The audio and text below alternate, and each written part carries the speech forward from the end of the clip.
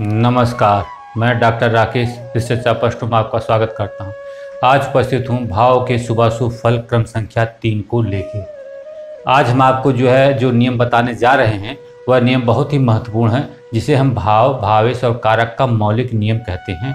सबसे पहले हम इसी नियम को हमको फलित में जानना चाहिए और सबसे पहले हम इसी नियम से ही किसी भाव, भावेश और कारक का अध्ययन करना चाहिए। फिर अदर नियम से, अदर सूत्रों से, अदर श्लोकों की मदद से हम उस पर अपनी सिद्धांत और लागू करके उसका रिजल्ट निकाल सकते हैं। लेकिन पहला नियम या मौलिक नियम जिसे कहते हैं, हमें इसे ही मानना चाहिए। मौलिक नियम क्या है? यदि कोई भाव, भावेश तथा कारक, भाव, भावेश तथा उसका कारक, मतलब स्थिर कारक की बात कर रहे हैं, ठीक है।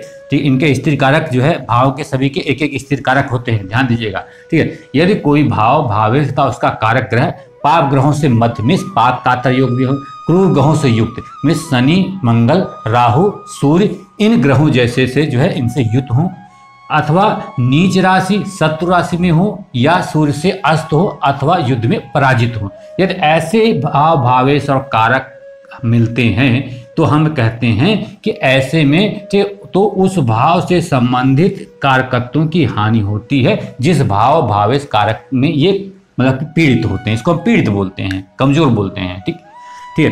अब एक नियम हम यहाँ थोड़ा सा आपको बता देना चाहते हैं, अपने आप से थोड़ा सा, ठीक है, कहीं और पढ़ समझ के अध्ययन करके कहें कि भावेश नवांश में भी केंद्र त्रिकोण में ना हो। इस नियमों को मानते हुए जब भावेश की बात करें, भावेश नवांश में केंद्र त्रिकोण में ना हो तो वो ये चीजें होती है, कमजोर हो जाती हैं, और ठीक है, तो जिससे क्या होता है कि हमें उस भाव से संबंधित रिजल्ट नहीं मिलता है, ठीक है। यदि तीनों में से कोई ठीक है, कोई बलवान ना हो, तीनों ही पीड़ित हो जाए अलग अलग, ठीक है, तो हम क्या कहेंगे? तो हम कहेंगे कि हमें उस भाव से पूरी तरीके से उस भाव के फल हमें नहीं मिलेंगे, भाव का नाश हो गया। ये दो बलवान है तो हम कहेंगे आधा फल मिलेगा, और उसमें से केवल एक ही बलवान है तो बहुत थोड़ा फल मिलेगा। नीचे हमने दो एग्जाम्पल दिया, एक संतान में समस्या का, एक शादी में समस्या का। दोनों देखिएगा कि कैसे समस्या कैसे देखते हैं कि हम देखते कुंडली बता देंगे कि संतान में होने में समस्या होगी, ठीक है। कैसे? देखिए, यहाँ पे पंचम भाव है, पंचम भाव पे राहु और शनि बैठी हुई हैं, दो पापयुक्त ग्रह हैं, यह भाव को पीड़ित कर रहे हैं, ठीक। जो इस नियम से होता है, क्रूर ग्रह से युक्त है भाव, ठीक।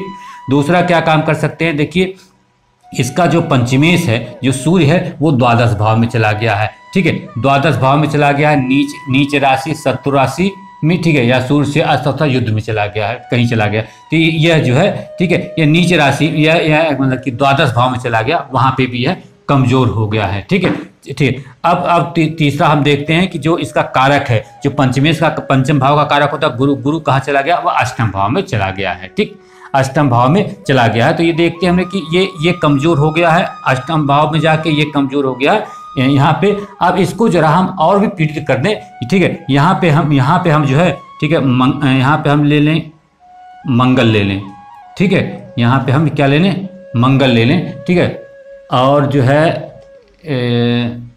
ठीक है, नहीं इतना पीड़ित काफ़ी है, इसमें समस्या आएगी लेकिन संभावना होने की रहेगी। इसी प्रकार हम अगला देख लेते हैं, ठीक है। टाइम की कमी के कारण कभी हम बताएंगे कि संतान में क्या समस्या आती है। देखिए, यहाँ पे पाप, चूंकि पाप कातर योग इसमें हमने लगाया, तो पाप कातर से भी एक समझ लेते हैं, एक एग्जाम्पल पाप कातर से भी समझ लेते हैं। देखिए, सप्तम भाव को पाप कातर, ठीक है, इधर राहु और इधर शनि बैठा के पाप कातर योग में दो पाप युक्त ग्रह हो गए सप्तम पे, सप्तम को पीड़ित कर दिया। सप्तम में सूर्य है, तो सूर्य ने भी सप्तम को पीड़ित किया। अब सप्तम में शुक्र राहु से यहाँ देखिए युक्त है, पीड़ित है, ठीक है, ठीक है। अब कारक जो शुक्र ही माना जाता है विवाह का, इसलिए कारण से यह राहु के साथ युक्त है। तो इसमें हमने देखा कि यह छठे आठवें में भी बैठे हुए हैं, छठे आठवें भाव में भी गए हुए हैं, और क्या है, पाप कातर योग में है नीचे, ठीक है, ठीक है, और शुक्र नीचे राशि में भी है, ठीक है, ठीक है। तो अब ये सूर्य के आसपास भी हैं, तो ये बहुत सारी पीड़ा दर्शाते हैं। तो ऐसे व्यक्तियों की शादी में समस्या आती है, विवाह में समस्या आती है।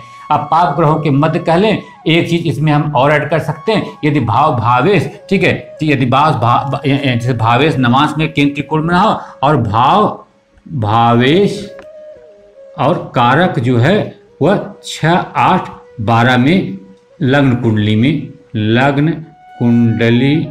में जाए, ठीक है। ये नियम ठीक है, 1, 2, 3 तो करेंगे। ये चौथा नियम है इस नियम चौथा, ये मान लीजिए 5वां नियम है। ये 5 नियम आप ध्यान दीजिएगा जो हमने लिखा है, ठीक है। वीडियो को रोक के आप इसकी फोटो ले लीजिएगा, समझ कर नोट कर लीजिएगा। ये 5 नियम जो है वह मौलिक नियम बताते हैं। भाव भावेश कारक, किसी में शादी में समस्या होगी तभी यही नियम लागू होगा, संतान में समस्या होगी तभी यही नियम लागू होगा, मकान गाड़ी भूमि नहीं खरीद पाएंगे, सुख में बाधा होगी तभी यही नियम होगा, व्यवसाय सही से नहीं चलेगा तब भी यही नियम होगा, बीमारी होगी, लग्न कमजोर होगा, लग्न भी अगर इन्हीं प्रभाव में आता है तब भी यही नियम लागू होगा, ठीक है। धन नहीं आएगा तब भी यही नियम लागू होगा, निरंतर आय नहीं मिलेगी तब भी ये सारे भाव पे ये मौलिक नियम लागू होता है। और लगा के देखिएगा, आपको रिजल्ट जरूर मिलेगा, ठीक है। आज के एपिसोड में इतना ही। नेक्स्ट एपिसोड में भाव के शुभाशुभ फल संबंधी किसी और बात को लेकर आपके सामने, किसी और नियम को लेकर आपके सामने उपस्थित होंगे।